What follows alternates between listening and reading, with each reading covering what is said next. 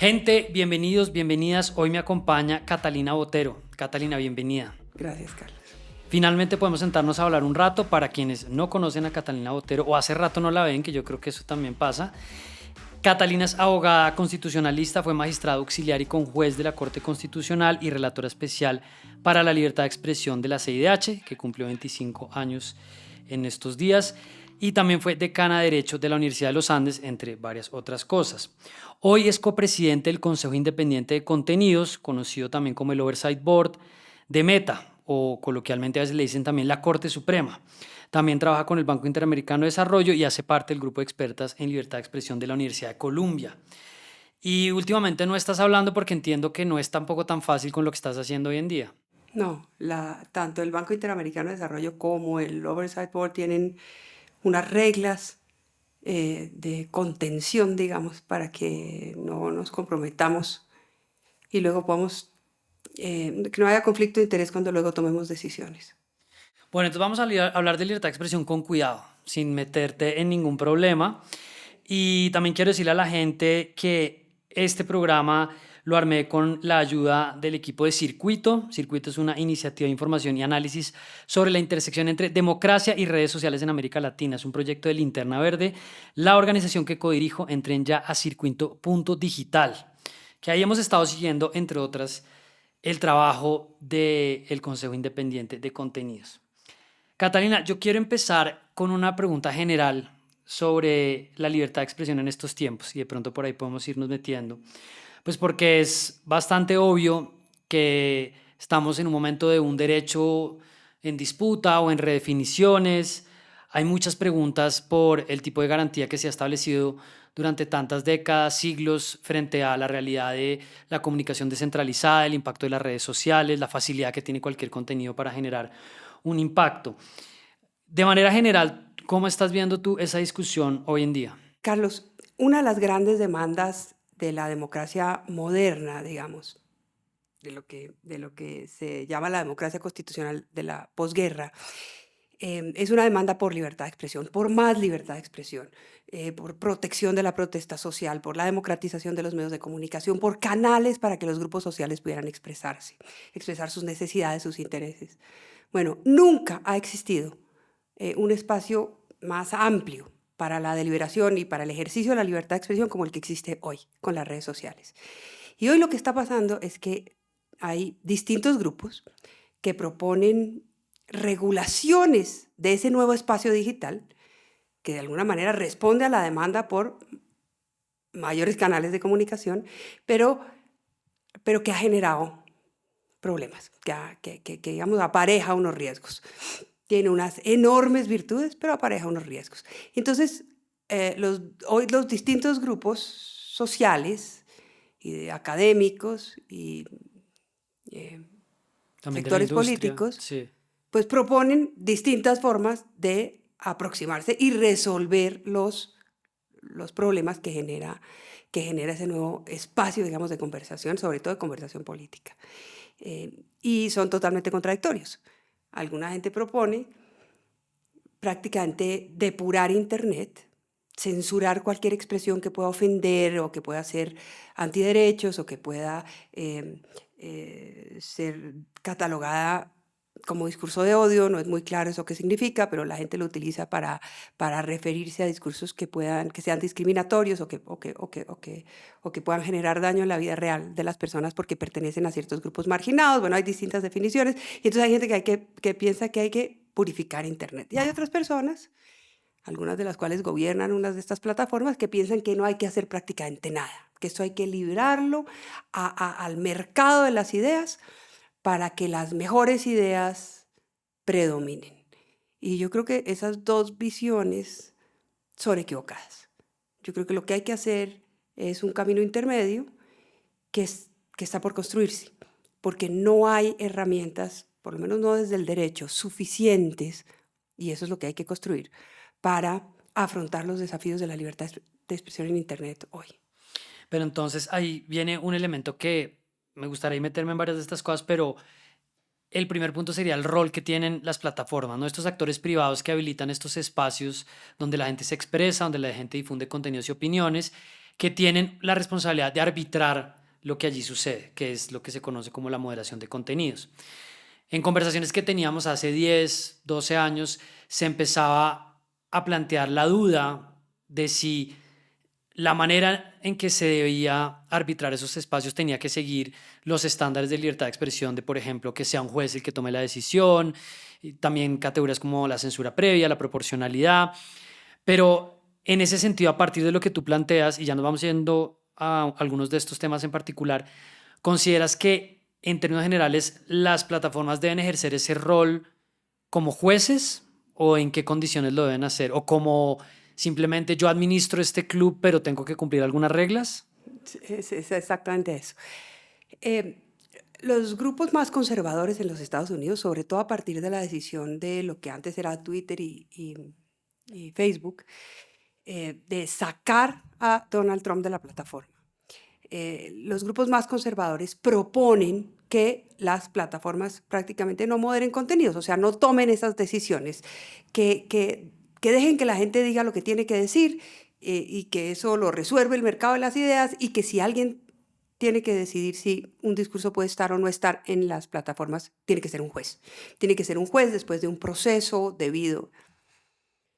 Si usted hace eso, la plataforma se inunda de pornografía infantil, pues, o mal llamada, pues, digamos, Explotación imágenes de sexual, abusos sí. de niños y niñas, o incluso pornografía de adultos, que no es necesariamente lo que todos los usuarios de las plataformas o las usuarias quieren ver, de imágenes violentas, pero brutalmente violentas, ¿no? Crueldad animal o, digamos, violencia contra las personas. Entonces, pues es necesario moderar contenidos. Es necesario que las plataformas tomen esas decisiones en tiempo real. Y lo que pasa es que en todos los casos los jueces van a tener la última palabra. Claro, en algunos países, como en Estados Unidos, hay unas protecciones especiales para las plataformas, según las cuales los jueces tienen muy poco margen de acción. La plataforma tiene mayor libertad para decidir qué se queda y qué se va. En otras regiones, como América Latina o como Europa, los jueces tienen un mayor margen de acción. Pero en todo caso, las plataformas tienen que tomar esas decisiones en tiempo real, porque si no sería imposible navegar en Internet. Bueno, y eso creo que podemos ir empezando a abordarlo desde el rol que estás desempeñando en el Consejo Independiente de Contenidos, el Oversight Board de Meta, que empezó a funcionar desde el año 2020 y tiene algo más de 50 casos publicados. Entonces, si pudiéramos primero explicarles a las personas, porque pues además es el único experimento que existe en realidad, o sea, lo único que ha pasado distinto en términos de, bueno, ¿qué hacemos para empezar a analizar los retos que hay alrededor de la moderación de contenidos? ¿Cómo generamos recomendaciones? ¿Cómo decidimos casos? Más allá de lo que hace cada empresa en sus equipos internos. Entonces, ¿cómo definirías tú el Oversight Board? Pues yo creo que es el único experimento hasta hoy eh, global para tratar de afrontar la moderación de contenidos desde el punto de vista de los derechos humanos. Es decir, en esa intersección entre nuevas tecnologías, libertad de expresión y derechos humanos. No existe nada hoy como el Oversight Board. Y la responsabilidad que tiene es justamente hacer un conjunto de casos, una doctrina robusta, que pueda influir en las decisiones de los moderadores, los jueces, de los reguladores, sobre cómo moderar contenido en Internet desde la perspectiva del derecho internacional de los derechos humanos. Eso es lo más interesante que tiene este consejo. No es simplemente verificar que la plataforma aplica sus propias reglas, sino es verificar que la plataforma aplica sus reglas de conformidad con los derechos humanos, pero que además esas reglas también eh, respetan el derecho internacional de los derechos humanos. Y aplicar el derecho internacional de los derechos humanos, que es un sistema jurídico diseñado para regular las relaciones entre las personas y el Estado. Aplicar ese sistema jurídico a las relaciones entre las personas y las plataformas es también un desafío. Y eso es lo que estamos tratando de hacer. Estamos tratando de desarrollar esa doctrina y pues espero que de los casos surjan, digamos, ideas para reguladores, para jueces, para otros moderadores, de manera tal que la moderación de contenidos que tiene que llevar a cabo las plataformas, pero cuya última palabra la tienen los jueces, sea conducida siempre teniendo en mente el derecho internacional de los derechos humanos. Bueno, entonces este es un cuerpo colegiado. ¿Ustedes cuántos son? 22. 22. Y ahí yo tengo como la primera pregunta de fondo. Nosotros en Circuito venimos siguiendo todas las decisiones que han tomado, 53 desde que empezaron. Y desde que se empezó a diseñar la forma como esto iba a ser, que además se hizo un proceso de consulta con sociedad civil, nosotros en Linternar planteamos una inquietud que yo pienso que con el paso del tiempo se vuelve y se pone de presente, y es cómo va a lograr un cuerpo de estos, digamos, jueces o esta corte o este consejo, para no meternos en metáforas tan judiciales, cómo va a lograr este cuerpo independiente que estas decisiones bajen como a las distintas capas de moderación que son, pues además, pues en una escala completamente salida. Y aquí yo veía que, por ejemplo, en un semestre pueden llegar más de 500.000 de apelaciones. Entonces, si tienes algo para plantear sobre este balance, ¿no? Entre unos casos, que vamos a hablar de algunos porque sin duda hay unos casos muy interesantes en cuanto a que creo que sí dan mucha luz sobre qué es lo que estamos tratando de resolver, pero también frente como a lo que puede ser tal vez frustrante no poder lograr que esto tenga una escala mayor. Solo tiene una escala si Meta adopta las recomendaciones más sistémicas que nosotros hacemos. Nosotros tenemos dos tipos, digamos, de competencias. Por un lado, resolvemos si un determinado contenido debe permanecer o debe salir de la plataforma. Y Meta se ha comprometido a seguir esa decisión. Nosotros le decimos, saque ese contenido de la plataforma, y Meta hasta ahora ha sacado todos los contenidos y ese es su compromiso. O reponga el contenido, y Meta ha repuesto los contenidos. Esa decisión nuestra es vinculante para la compañía. Pero además podemos hacer recomendaciones más sistémicas, recomendaciones que impacten las distintas capas de la moderación de contenidos, que impacten incluso la moderación de contenidos ex ante, es decir, que incluso impacten las decisiones de diseño. Nosotros hemos hecho más de 200 recomendaciones, algunas muy puntuales, como traducir los estándares comunitarios a ciertos idiomas, y otras más sistémicas. Algunas que, por ejemplo, se refieren a hacer estudios sobre si existen sesgos en la moderación de contenidos. En un caso, por ejemplo, nosotros le recomendamos a Meta que hiciera un estudio sobre si existían sesgos en la moderación de contenidos en árabe o en hebreo. Y Meta hizo el estudio y efectivamente hay sesgos Salió en la que moderación sí. de contenidos, exacto. Y Meta lo hizo y públicamente dijo que sí, y públicamente se comprometió a adoptar las medidas para evitar que eso pasara. De que Meta adopte esas medidas, esas recomendaciones, depende realmente el nivel de transformación, el impacto y la penetración en todas Claro, esas capas. de que vaya más allá de lo que se resuelve en ese Claro, momento. en el caso concreto. Creo que para la gente que llegó hasta acá, que no le gusta o no trabaja estos temas y que no tuvo paciencia, me parece que los casos son la mejor forma de entender lo que finalmente se enfrenta, que es pues lo que estamos viendo el día a día. Entonces yo quería que repasáramos algunos casos, y pues si de pronto quieres meter otro, igual no son tampoco muchos, que me parecen interesantes. Entonces, por ejemplo, uno de este año que fue de Facebook en Brasil. Entonces, yo voy a dar el hecho cortico del caso para que tú nos puedas contar un poco qué fue lo que ustedes resolvieron ahí. Un usuario de Brasil compartió un video en el que se muestra un discurso de un destacado general brasilero, quien en el contexto de la transición de poder tras las elecciones presidenciales del 2022 abogaba por la reelección del expresidente Jair Bolsonaro y exhortaba a la población a salir a las calles, hit the streets. Meta determinó que el contenido no infringía sus políticas y por lo tanto lo mantuvo en la plataforma. Ustedes, sin embargo, revocaron esa decisión. ¿Nos puedes explicar ese caso? Sí, lo bueno de ese caso, digamos, de este caso es un ejemplo de los problemas de moderación de contenidos hoy en los contextos electorales. O sea, ¿qué está pasando hoy en las elecciones? Lo que está pasando hoy en las elecciones es que la comunicación política está mediada por estas, digamos, interacciones en redes sociales que no necesariamente son contenido orgánico, digamos, de personas que espontáneamente escriben lo que piensan y dialogan con otros. Muchas veces están articuladas por campañas, por interacciones no humanas, por contenido inauténtico coordinado, con narrativas de desinformación que conducen o a desacreditar sin ningún fundamento. Por ejemplo, procesos electorales, como el caso de Brasil, que no había ningún fundamento para desacreditar el proceso electoral. No hay una sola decisión judicial o cuasi judicial o una investigación seria que diga que en Brasil hubo ningún tipo de irregularidad, digamos, seria en las elecciones. Sin embargo, las narrativas empezaron a crearse 2 años antes para desacreditar las elecciones y para tomarse las calles. Y de hecho, pues se produjo un hecho violento en Brasil, similar al que se produjo en el Congreso de los Estados Unidos, en virtud de ese conjunto de contenidos, no por un contenido específico, sino por la manera como ese contenido interactúa con todos los demás y cómo se amplifican por decisiones de diseño de la plataforma, por problemas de moderación y en muchísimos casos por este tipo de campañas.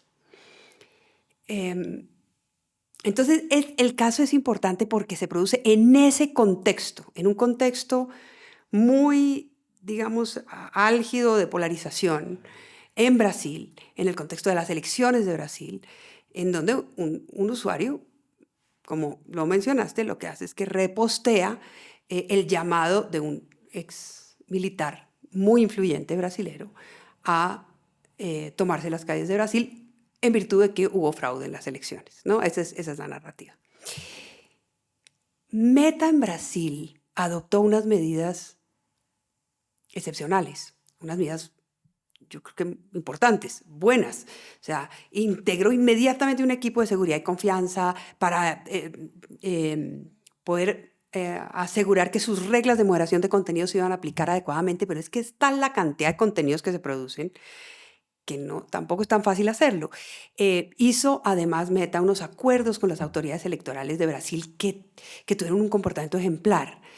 Las autoridades electorales, bueno, con algunas decisiones con las que yo no estoy totalmente en desacuerdo, ejemplar quiero decir, hicieron algo que no es usual para defender la integridad de las elecciones.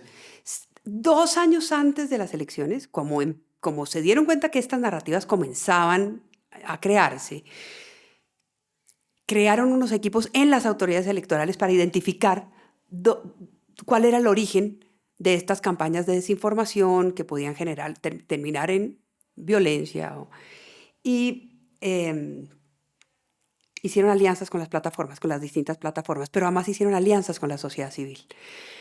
Una alianza increíble fue una alianza que hicieron con un youtuber que debe tener, no sé, 23, 24 años, con 40 millones de seguidores, que como por supuesto no sucede en este caso contigo, excelso y... Por mi tribuna antiviral, ¿lo dices? En tu tribuna, sí.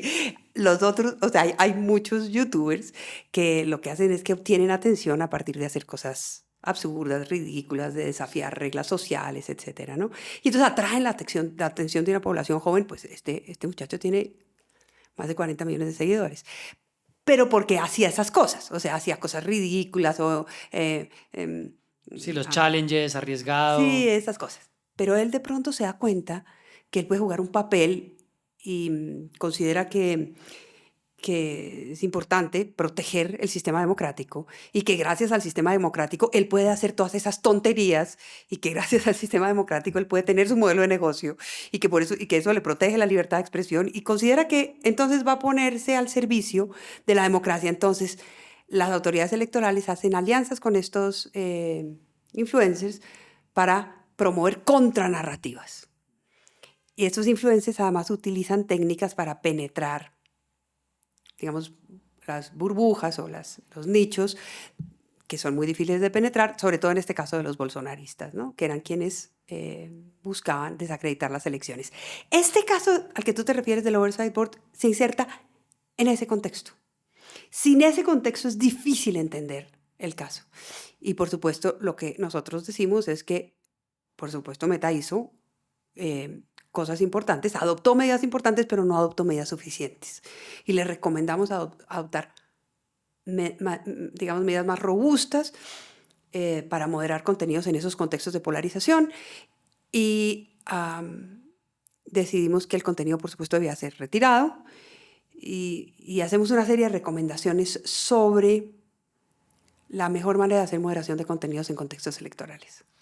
A mí me llama la atención del contexto brasilero, un informe que hicimos hace poco sobre acciones coordinadas en Linterna Verde da cuenta del uso de los espacios cerrados en combinación con las redes sociales, ¿no? En el caso de Brasil, Telegram, que se vuelve muy difícil. Obviamente ya hay muchos periodistas, investigadores que logran entrar a esos grupos, que pueden dar cuenta que eso está pasando, pero ahí es donde también es insuficiente pensar que eso solo está pasando en Meta o que solo está pasando en Twitter. Y esa coordinación se dio mucho en espacios cerrados que no se reflejaban en muchos de esos posts. Ese fue un punto que me llamó la atención. Y lo otro es lo de incitación a la violencia, pero para conectarlo con otro caso, porque quisiera que lo acotáramos para de pronto también decir algo más sobre el tema del discurso de odio. Y es otro caso muy arriesgado en el que el Oversight Board le dijo a Meta que suspendiera una página. Esto fue en junio y se refería a Hun Sen, el primer ministro de Camboya. En enero, esa cuenta había transmitido en vivo mensajes de incitación a la violencia contra la oposición. Meta le dio una excepción de interés noticioso. El Oversight Board le ordenó eliminar el video y le recomendó suspender la cuenta. Meta cumplió con lo primero, remover el video, pero se negó a lo segundo, asegurando que esa sanción no cumplía los criterios de su aproximación a la restricción de cuentas de figuras públicas. Entonces me parecería interesante comentarlo además con este criterio del interés público, del newsworthiness, que por ejemplo X ya lo descartó, TikTok lo viene tratando de entender y que acá pues ustedes lo analizaron. No, pero X, ¿qué quiere decir que lo descartó? No, pues que X en este momento lo que básicamente está haciendo es Publicar todo. pues, publicar todo. O sea, Exacto. antes el criterio tenía algún tipo de claridad y Claro, también está un claro, poquito vinculado a la autenticación. Entonces claro. también es interesante, como rompen la autenticación, pues pierdes también una señal de confianza de una cuenta que puede ser relevante. Exacto. Sí, Exacto. Esto para que nos entiendan, el interés periodístico significa que en algunos casos hay contenidos que pueden violar las reglas de la plataforma, o sea, violar las reglas de X o violar las reglas de Meta, pues, o de Facebook o de Instagram, pero que tiene tal interés periodístico que hacen una excepción. Entonces, a pesar de que el contenido viola la regla, tienen que dejarlo porque tiene un enorme interés público, digamos, interés periodístico. Entonces, eso fue lo que pasó en este caso. ¿Qué fue lo que nosotros identificamos? Y es un caso muy interesante porque hay muchas tensiones entre el Consejo y Meta, y es normal. Nosotros somos un Consejo independiente, pues integrado por unos miembros que son completamente independientes, que tenemos unos periodos fijos, que tenemos un presupuesto fijo, o sea, que tenemos una administración propia. Entonces, no dependemos de Meta. Es natural que esos consejos de autorregulación, cuando son independientes, generen tensiones claro. con la plataforma, y esta es una tensión clarísima. El primer ministro, nosotros lo que identificamos es que utilizaba regularmente su cuenta para amedrentar o amenazar a los miembros de la oposición. Entonces, no solamente el sistema jurídico fue rediseñado para sofocar a la oposición, sino que la poca gente que tenía la valentía de superar las barreras que un sistema jurídico autoritario impone, pues se encontraba con mensajes además amplificados, ¿no?, del primer ministro amenazándolos por ser críticos o por ejercer la oposición. Entonces nosotros, en el video concreto en el cual dice que las personas de la oposición, más o menos dice que les espera o la cárcel o el palo, algo así, como indicando que les espera o la cárcel o la fuerza, ¿no?, o la violencia. Nosotros le pedimos a Meta que elimine el video, porque claramente está generando un efecto intimidatorio, un efecto intimidatorio muy fuerte en la oposición, sino que además le pedimos que suspenda la cuenta. Y Meta dice, yo no puedo suspender la cuenta de un líder político si no tengo una evidencia clara de daño inminente como lo que pasó con Donald Trump, ¿no? En donde mientras se producía el ataque al Capitolio, él estaba utilizando la plataforma para decir, nosotros los queremos mucho, ustedes son unos héroes, váyanse a su casa, pero tienen razones para hacer lo que están haciendo porque nos robaron las elecciones. Es decir, el váyase a su casa era más retórico que cualquier otra cosa. Estaba apoyando. La insurrección. Exacto. Entonces, Meta dice, bueno, salvo esos casos extremos, nosotros no podemos suspender la cuenta de un jefe de Estado. Y nosotros le decimos, mire, este es un caso extremo, porque este es un caso en el cual el único espacio de la oposición es el espacio que esta persona está silenciando a partir del uso de su cuenta. Meta no tiene que adoptar nuestras recomendaciones. Se ha comprometido a adoptar nuestras decisiones sobre el contenido concreto y entonces, claro, eliminó el video, pero no adoptó la recomendación de suspender la cuenta.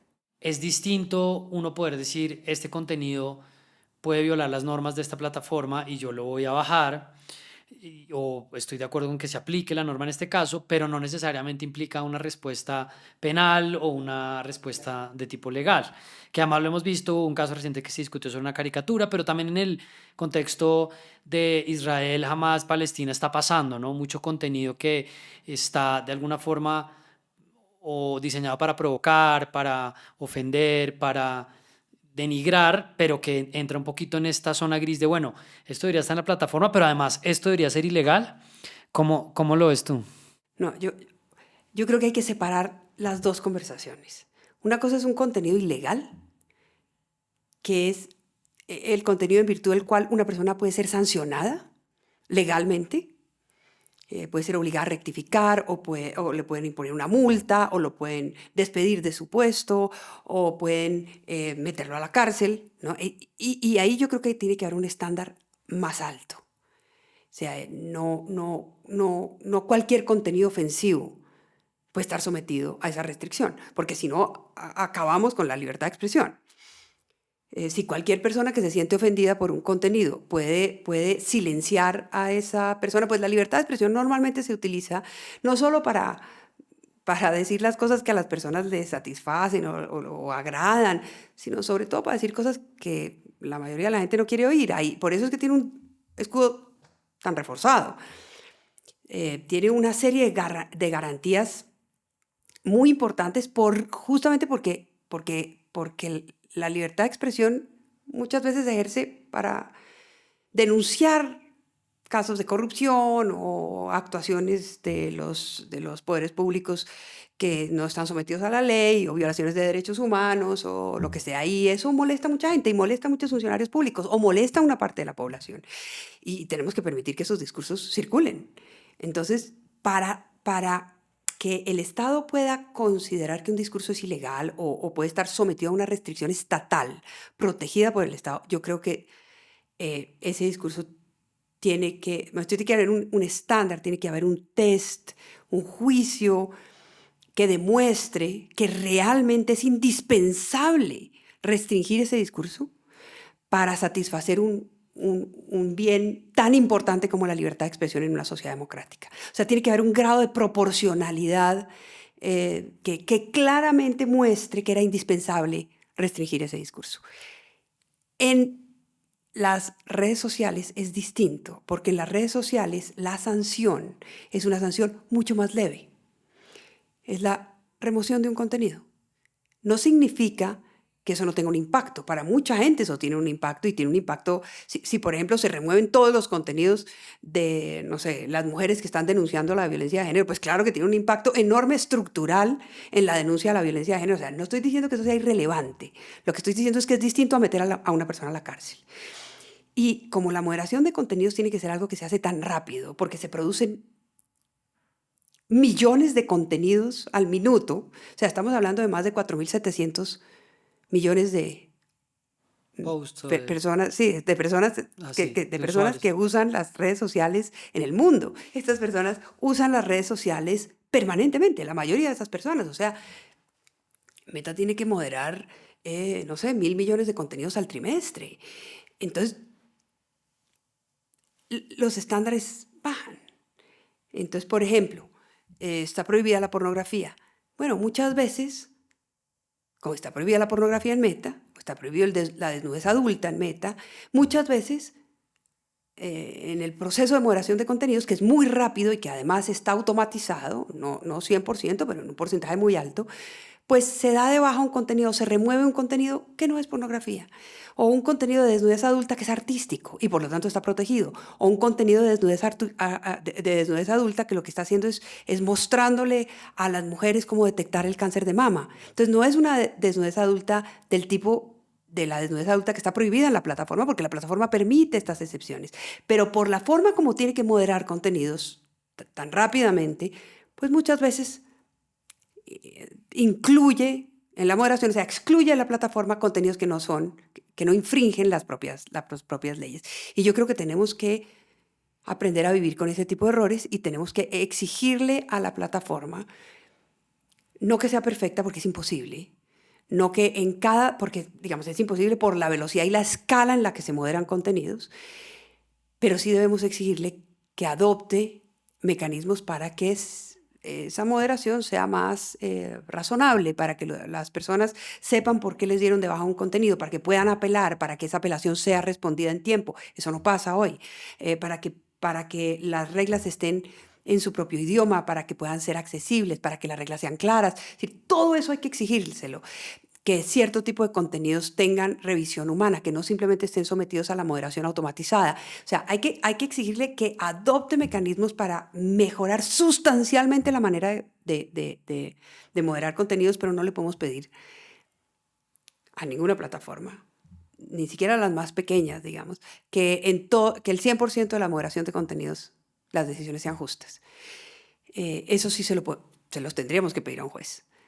Que el 100% de las decisiones sean justas, que adopten todos los criterios, digamos, desarrollados para resolver conflictos de libertad de expresión fuera de línea, porque el impacto de una decisión judicial es mucho mayor que el impacto de la decisión de la plataforma. Claro, nuevamente, hay casos en donde las decisiones de las plataformas tienen impactos estructurales. Por ejemplo, si remueven todos los contenidos de violencia de género, o si remueven todos los contenidos en hebreo, o si remueven todos los contenidos en árabe. Pues claro, en este momento, sobre todo en la crisis que estamos viviendo, pues claro que eso tiene un impacto estructural y entonces ahí hay que pedirle correcciones estructurales. Pero en la inmensa mayoría de los casos, el impacto es más leve, el impacto sobre la libertad de expresión de las personas que usan las plataformas es más leve que el impacto de una decisión offline. Pero entonces ahí la garantía para ese usuario en el ejercicio de esa libertad de expresión en ese espacio es finalmente esa transparencia, es ese debido proceso. Ahí es donde, porque es algo de lo que nos vemos mucho en América Latina, ¿no? Que no se les notifica, y esto no es en ninguna plataforma en particular, realmente les pasa a todas. O no les llega la notificación, o les llega tarde, no les tramitan la apelación, no hay un nivel de transparencia. O me ha pasado, por ejemplo, a mí con las reglas de monetización de YouTube, que a veces es una sanción que yo dice, pero ¿por qué? No debería pasar eso. Entonces tú dirías que el foco finante que protege al usuario es ese, que tenga un debido proceso, entre comillas, que tenga un... Yo creo que hay varios. Primero, transparencia. Y transparencia significa que las personas puedan conocer las reglas. ¿Cuáles son las reglas de X y cuáles son las reglas de Instagram y cuáles son las reglas de Facebook y de YouTube y de TikTok?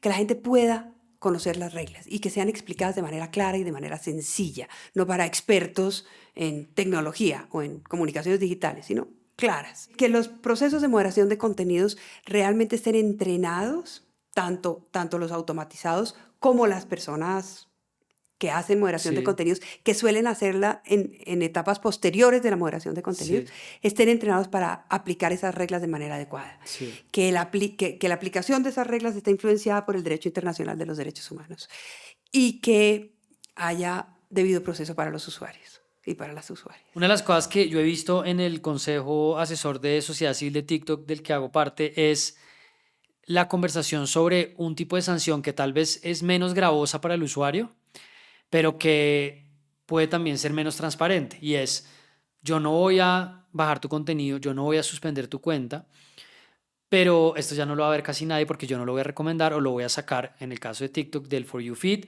pero en los casos de X o de Facebook o de Instagram lo voy a bajar del timeline, que tiene que ver también con algo que tú dices al comienzo, y es lo que puede llegar a ser más problemático del contenido no es tanto que esté en la plataforma, sino que lo vea mucha gente, la amplificación que tiene, o que muchas personas se coordinen orgánica o inorgánicamente para que eso salga por delante de lo que una persona está viendo. Entonces, mi pregunta es ahí si tú crees que en esas discusiones que han tenido en el Consejo Independiente o en algunos de los casos que han visto, la tecnología ahí va a jugar un rol de pronto en cuanto a las recomendaciones, que no sea necesariamente silenciar a esa persona, aunque puede ser eufemístico, ¿no? Pues, digamos, hay dos cosas en lo que estás diciendo. Primero es que desde el punto de vista del derecho a la libertad de expresión, siempre debe adoptarse la medida que menos castigue la libertad de expresión. Entonces, si en lugar de remover un contenido, basta con disminuir su amplificación, o si en lugar de remover un contenido, basta con poner una pantalla de advertencia, hay que poner la pantalla de advertencia. Lo que pasa es que muchas veces no hay datos para poder hacer ese análisis que en derecho se llama de necesidad, es decir, de cuál es la medida necesaria, la medida realmente que se necesita para lograr la finalidad que se busca restringiendo el contenido, o sea, para evitar el daño. Hay que adoptar la medida menos costosa para la libertad de expresión, la que realmente sea necesaria, que no haya otra que se pueda imponer, digamos, que castigue menos la libertad de expresión. Pero los usuarios deberían tener derecho a saber que eso está pasando. Ahora, eso es lo primero. Entonces, sí, yo creo que hay un conjunto de medidas y que las plataformas deben escoger siempre las medidas que castigan menos la libertad de expresión, siempre que esa medida logre proteger el daño, logre, digamos, mitigar el riesgo. Ahora, el segundo problema del que tú hablaste es cuando existe un riesgo en materia de libertad de expresión, digamos, en las plataformas. Y yo creo que uno podría decir a grandes rasgos que hay dos tipos de riesgos. El riesgo que se produce cuando el emisor es un emisor poderosísimo, muy potente, que tiene un número enorme de seguidores que además son fanáticos y que van a salir a tomarse el Capitolio, por ejemplo, o a cometer un acto de violencia, porque esa persona tiene una enorme influencia sobre la audiencia. O cuando quienes intervienen no tienen esa influencia, tienen pocos seguidores, pero estamos hablando de la manada, de lo que llamamos el contenido agregado, de centenas o miles o decenas de miles de contenidos similares que se amplifican o por decisiones de diseño de la plataforma o por, por algoritmos o por interacciones no humanas o por bots, O la misma ¿no? coordinación de bodegas. O coordinación de bodegas, exacto, personas pagadas o simplemente pagadas, que, aunque no estén pagadas, dedican su tiempo a hacer esas amplificaciones que no son auténticas y que pueden generar un daño. Es cuando la manada silencia a una persona o a un grupo de personas, por ejemplo, utilizando ciertos insultos. Entonces, el uso de un insulto yo creo que no puede ser prohibido por una regulación estatal. Yo creo que el Estado no puede prohibir que yo insulte a alguien. Puede haber una sanción social si yo insulto a alguien, pero no creo que el Estado me pueda encarcelar o que me puedan cobrar civilmente, digamos, si yo insulto a alguien. Pero en cambio, cuando hay miles de personas o decenas de miles de personas, o de cuentas en realidad, porque muchas veces no son personas, la mayoría de las veces no son personas, sino hay cuentas que silencian a una persona o a un grupo de personas con insultos, ¿no? Cuando utilizan, por ejemplo, expresiones, asimilan a ciertas personas con animales que son percibidos culturalmente como inferiores, ¿no? Ratas y un grupo de la población es asimilado a ese tipo de animales o se utilizan cierto tipo de insultos, los insultos raciales, por ejemplo, en Sudáfrica, los insultos raciales que son propios del apartheid y que son brutalmente dañinos y ofensivos. Y hay campañas para silenciar grupos de personas que consideran que todavía persisten formas híbridas de apartheid en Sudáfrica, etc. Y entonces estas cuentas buscan silenciarlos utilizando ese tipo de discursos. Yo creo que ahí las plataformas deben adoptar medidas porque, o sea, primero deben hacer un estudio de riesgo, que es lo que ordena los principios de Naciones Unidas y derechos humanos, Y si ese contenido agregado produce un daño en la vida real de las personas, y el daño puede ser simplemente silenciar a las personas que están intentando hablar, pero también puede ser un daño físico, ¿no? O sea, eh, puede ser incluso, digamos, asesinatos de personas. Si ese riesgo existe, entonces deben adoptar todas las medidas para mitigarlo. Siempre las medidas necesarias para mitigar el riesgo, pero algunas veces es indispensable remover el contenido. A mí me parece eso muy interesante porque ahí siento que el periodismo a veces se va por, uy, miren lo que hay en redes sociales, uy, mire este insulto, mire lo que pasó, o lo que muchas figuras públicas hacen, y es que le toman una foto a lo que les dicen y prestan su propio megáfono para que más gente lo vea. Eso me acuerda de un caso que tuvo el consejo asesor de Iván Duque en el contexto de las protestas donde alguien le dijo gordo marica. Y ese contenido lo baja Meta y ustedes en la decisión dicen no, pero ahí en realidad se trataba más por el hecho de que es una figura pública en un contexto de crítica y de contexto de cuestionamiento al rol de él como jefe de Estado, ¿cierto? Sí. La expresión marica es una expresión que tiene distintas acepciones. O sea, en Colombia es desde amigo hasta un insulto homofóbico profundo. Eh, Meta tiene una lista de insultos que son utilizados usualmente por manadas, por grupos de personas, para silenciar a personas que pertenecen a comunidades protegidas, a minorías. Y una de esas palabras es marica, justamente por su acepción como insulto homofóbico. Entonces, los sistemas de Lo automatización detectan, lo bajan. detectan y lo bajan, pero ese contenido se produjo en el contexto del estallido social, era además un medio de comunicación alternativo, tenía un interés periodístico, y entonces lo que dice el Consejo es, entendemos que usted pueda remover contenidos con ese tipo de discursos. Es que esa es la diferencia, Carlos, de lo que hablábamos antes, entre lo que puede hacer el Estado y lo que puede hacer una plataforma. El Estado no puede prohibirle a una persona que utilice ese tipo de discursos homofóbicos. Eso tenemos que combatirlo culturalmente. Eh, a mí no me gustan los discursos homofóbicos, yo no los uso, eh, pero yo sería la primera que saldría a decir que el Estado no puede prohibir el uso de ese tipo porque además creo que es contraproducente. Creamos mártires y entonces luego todos terminamos defendiendo a la persona que insultó al otro porque está haciendo... No, a mí me parece totalmente contraproducente. Me parece que silencia expresiones culturales, que lo que hay es que reconocer para trabajar sobre esas expresiones culturales. Me parece equivocado. Pero cuando el contenido de muchas personas utiliza ese tipo de discursos para silenciar a otras que están en posiciones, digamos, normalmente, digamos, son minorías Sí. tradicionalmente marginadas o estigmatizadas, pues yo creo que la plataforma puede adoptar ese tipo de medidas. Esa es la diferencia justamente entre lo que un Estado puede hacer y lo que una plataforma puede hacer. Pero para que adopte ese tipo de medidas, yo creo que la plataforma tiene que demostrar que hizo un estudio de derechos humanos previo, que adoptar esa medida, es decir, prohibir esa palabra, es indispensable para impedir, para impedir que esas personas sean silenciadas, es indispensable para permitir que esas personas no sean silenciadas, Sí. y que es proporcionado. Y en ese caso, yo creo que las plataformas pueden hacer eso, pero tienen que tener excepciones. Es que quiero decir cómo pueden hacer eso. Pueden remover ese tipo de contenidos, pero tienen que tener excepciones. Por ejemplo, cuando el contenido es autorreferencial.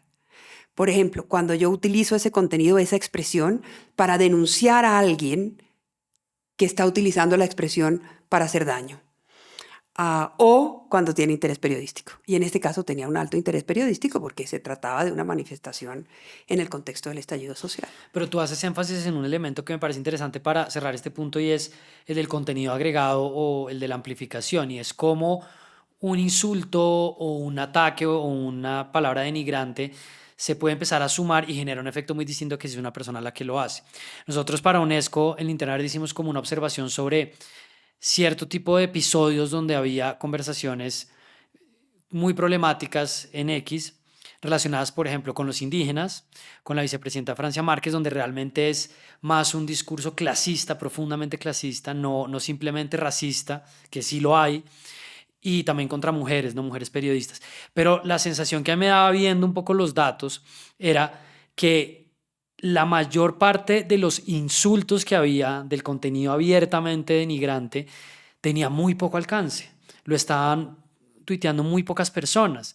Entonces, claro, depende de cada espacio, no es lo mismo que Meta o que TikTok, pero a mí sí me generaba la pregunta de, nos estamos empezando a ir por lo, es que mire lo que dijeron ahí, es que mire lo que salió ahí, cuando en realidad el foco debería estar, veamos el problema de la escala, veamos el problema de un discurso que silencia a otro, pero no simplemente que alguien le diga a otra persona una cosa denigrante cuando lo primero que puedes hacer es silenciar que eso te salga a ti. O sea, no sé si eso te genera algún comentario adicional, pero para mí el punto es que el foco debería estar sobre todo en eso, en la agregación o en la amplificación de eso. Obviamente si lo hace una persona con una base de seguidores que es auténtica, que lo está haciendo contra otra persona en un contenido, por ejemplo, a las mujeres periodistas, sí pienso que es un contenido que se debería sancionar, pero no sé si simplemente tomar como el caso individualmente entendido no permite ver como el impacto que tiene cuando se trata de una conversación más grande.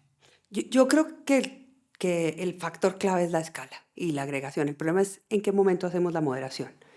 Sí, eso es un buen Entonces, punto. yo- digamos, supongamos que se identifica que hay un tipo, una expresión, el uso de la palabra ratas para referirse a una minoría étnica en riesgo, que ya fue objeto de masacres, Sí, sí, de, sí. ¿no? de violaciones sistemáticas de derechos humanos, que persiste en un determinado territorio, pero que está amenazada, y que al ser identificada como deshumanizada, digamos, como rata, pues es la manera a través de la cual los grupos que han ejercido la violencia logran generar el contexto para que la violencia sea posible. Entonces, supongamos que está clara esa regla, que está claro que eso pasa, que esa es la expresión que se utiliza para deshumanizar a esas minorías cuando estamos a puertas de un acto de violencia. La pregunta es, ¿la plataforma puede poner la regla ex ante? Es decir, no voy a permitir que se utilice la expresión ratas para referirse a personas, por lo menos digamos en ese mercado o en ese ámbito geográfico,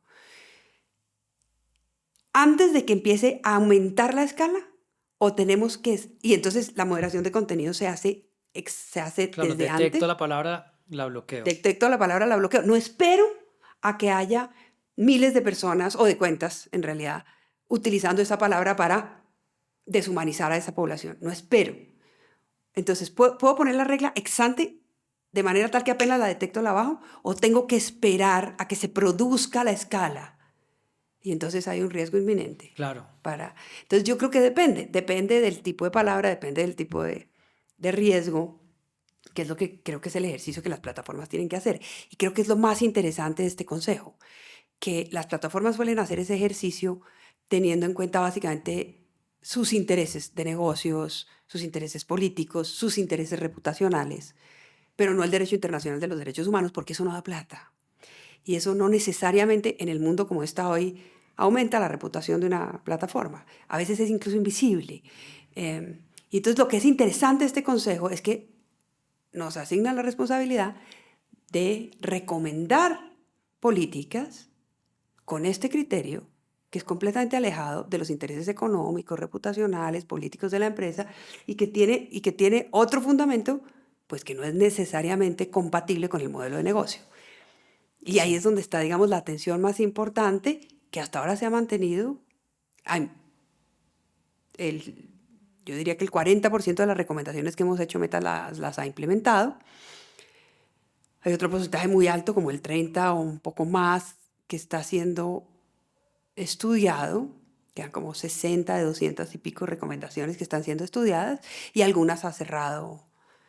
Por ejemplo, le dijimos que hiciera un estudio sobre si sus decisiones de diseño habían amplificado el discurso de Donald Trump.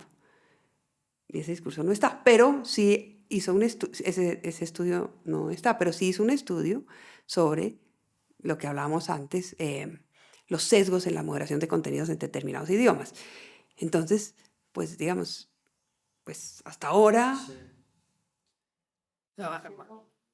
Pues me queda muy claro además en lo que planteas de, están las decisiones de los casos, pero si algo de eso va a impactar, tiene que ser más alrededor de las recomendaciones. Digo, si va a lograr una escala mayor de lo que se decide, porque también hablando del dónde se hace la intervención, pues el board llega muchas veces a ver casos que ya no son relevantes o que pasaron hace mucho tiempo, donde volver a poner el contenido, quitarlo ya no va a hacer mucha diferencia.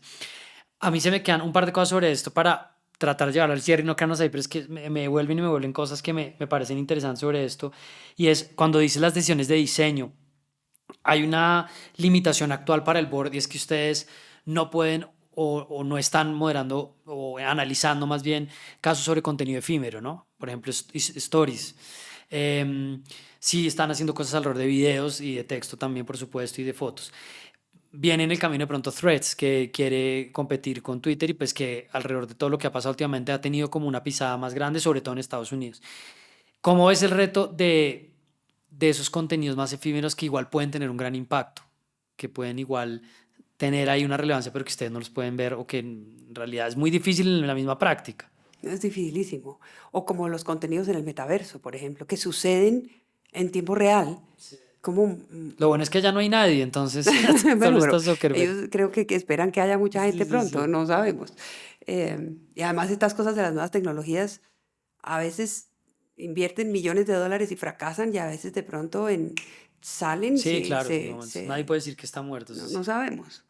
No sabemos qué pase, pero yo creo que hay enormes desafíos. Yo creo que el más importante hoy es el de las deepfakes. Inteligencia artificial, Sí, claro. inteligencia artificial. Sí, te iba a tocar ese tema. Sí. Yo creo que ese es el hoy, mucho más que contenidos efímeros o que realidad virtual, que es el desafío más importante. Entre otras cosas, porque nosotros además no tenemos sistemas para detectar. Ah, Hay, hay, hay videos manipulados que son evidentemente manipulados, pero hay unos que son Sí, sí, sí. imposibles de detectar. No, y hablando con unos colegas de Witness decían que irnos por ese camino de pensar que tecnológicamente siempre vamos a detectar el contenido artificial es perdido, Es porque llega un perdido. momento, por ejemplo, el texto que hace ChatGPT, pues tú copy-paste, lo pasas a otra parte, eso ya no se sabe de dónde está. O le haces algunos ajustes y te dice que tiene un 30% de coincidencia. ¿Qué significa un 30% de Sí, sí. coincidencia? Entonces yo creo que ahí es donde está el desafío más importante. Y yo creo que ahí es imposible hacer una moderación de contenidos adecuada si no hay una conversación multisectorial. Ahí el periodismo juega un papel absolutamente indispensable. Los verificadores juegan un papel indispensable. Los académicos, las personas que en la academia, digamos, trabajan con sistemas de tecnología o en la sociedad civil trabajan en sistemas de tecnología para identificar manipulación, juegan un papel fundamental. O sea, ahí la conversación y la información de muchos actores interesados es fundamental. Yo creo que eso no lo puede hacer solo la plataforma y por supuesto, de ninguna manera lo podría hacer solo un consejo como el nuestro. Eso me lleva a un último punto que quería en el tema digital para cerrar con un par de preguntas, y es como el lugar del anonimato y de la identificación en Internet, porque pues quienes venimos del activismo en un momento reivindicamos con mucha vehemencia la protección del anonimato en Internet, pues que sigue siendo relevante para quienes denuncian violaciones de derechos humanos, para quienes están participando en condiciones de mucha vulnerabilidad y de riesgo en el debate digital. Pero asimismo, si metemos los riesgos de la inteligencia artificial, de las acciones coordinadas, del problema finalmente de la actividad auténtica, pareciera que nos estuviéramos dirigiendo a lo que en un momento Julie Cohen, la académica norteamericana, llamaba arquitecturas de autenticación. Tú puedes participar si se sabe quién eres. Pasaporte, tarjeta de crédito, tienes que estar chequeado. ¿Cómo crees que va a quedar el anonimato o dónde lo ves en esto que estamos empezando a transitar? A mí me parece que lo que acabas de plantear es muy importante por dos razones. La primera es que hay dos maneras distintas de mirar la moderación de contenidos, desde sistemas democráticos, que en todo caso son frágiles hoy en día, en los cuales pues eventualmente puedes pedir ciertos requerimientos de autenticación, o dos terceras partes del mundo que no viven en democracia. Los sistemas más democráticos, digamos, sí, la moderación en sistemas más democráticos, además, probablemente incluso no es tan necesaria para ciertos efectos. Por ejemplo, el Internet que el contenido que ven las personas en redes sociales, en Meta, en Estados Unidos, pues es distinto al contenido que ven en África, o que ven en algunos países de Asia, porque la moderación es distinta, porque la producción de contenidos es distinta.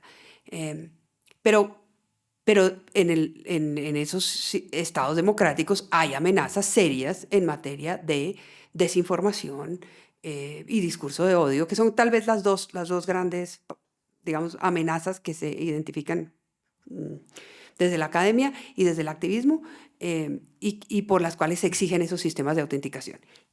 En los otros países en los que no hay democracia, también hay esas amenazas. Hay más violencia en las redes sociales. También hay esas amenazas de desinformación y de discursos de odio. Pero el único espacio a través del cual las personas que se quieren rebelar contra el autoritarismo pueden hablar son las redes sociales.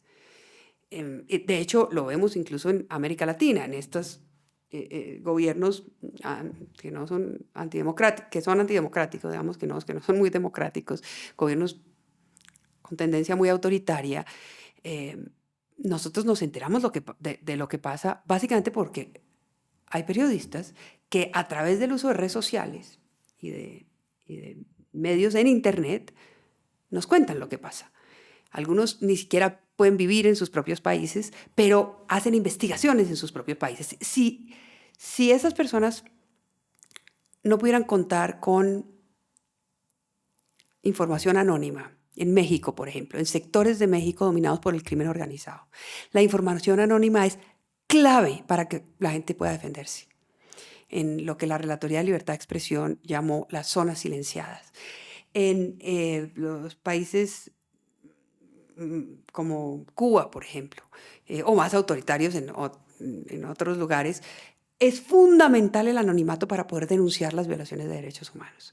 Entonces, pues, si para contrarrestar los riesgos, es decir, la desinformación y los discursos de odio, exigimos autenticación, sofocamos, silenciamos completamente el único canal de expresión que tienen las personas hoy para contarnos lo que pasa en los regímenes autoritarios, para rebelarse y para que pueda existir algún tipo de presión externa o de ayuda o de apoyo externo a esas personas.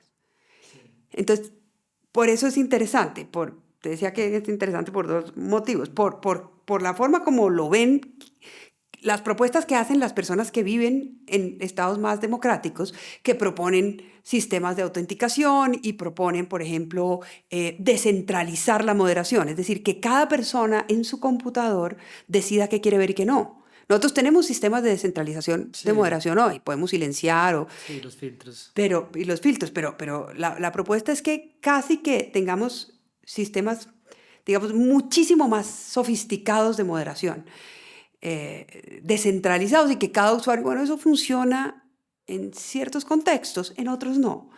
Entonces es interesante, por un lado por eso, porque es como la perspectiva diferenciada según la realidad de cada una de las personas que está proponiendo regulación a la moderación de contenidos, y por el otro lado, por la tensión que presenta la necesidad de impedir o de evitar o de mitigar el riesgo de la desinformación, que es enorme, de la desinformación o de los discursos de odio, pero al mismo tiempo no impedir que las personas que se están rebelando en esos estados autoritarios o que tienen información que es útil para poder confrontar el autoritarismo, pues puedan sacar esa información, digamos, al aire, puedan contarle al mundo qué es lo que está pasando y de esa manera reclamar apoyo y defenderse.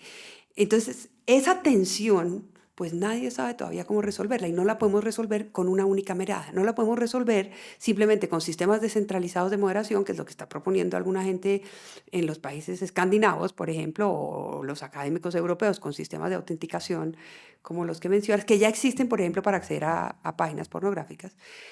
No se puede adoptar eso porque sofocamos a toda la disidencia en los países autoritarios.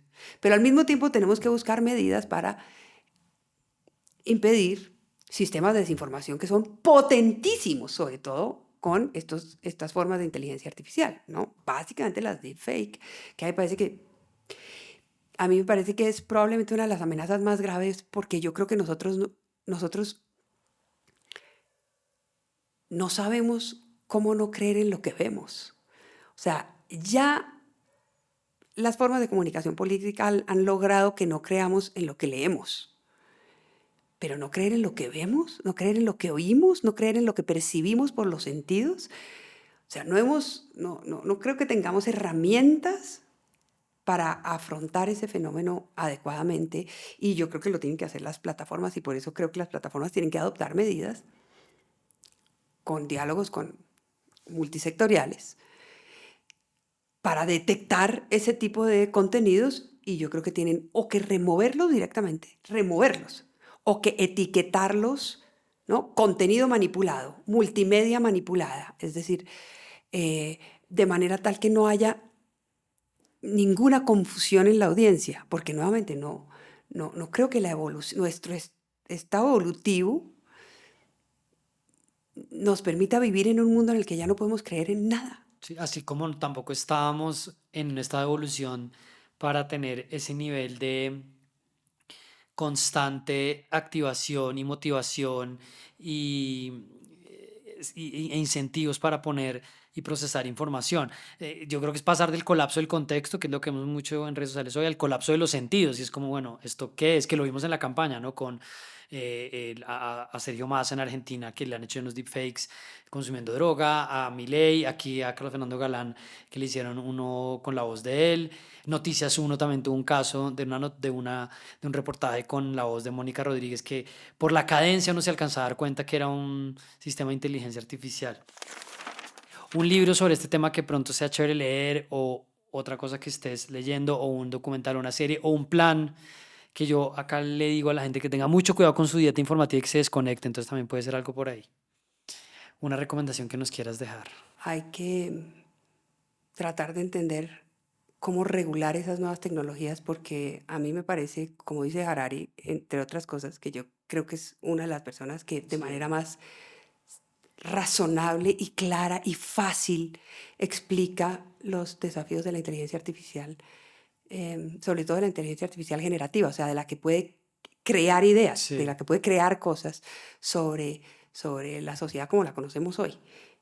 Y yo recomendaría eso. Y si me preguntas a alguien, yo creo que Harari es un... Sí, tiene unas conversaciones muy chéveres. Sí, Varias. es realmente excepcional oírlo. Bueno, gracias por sacar un tiempo para estar por acá. Gracias, Carlos. Gente, ya saben, suscríbanse, compartan, comenten, pueden apoyar este proyecto en baki.co/charlasconcharlie y en patreon.com/charlasconcharlie, y nos vemos pronto. Chao.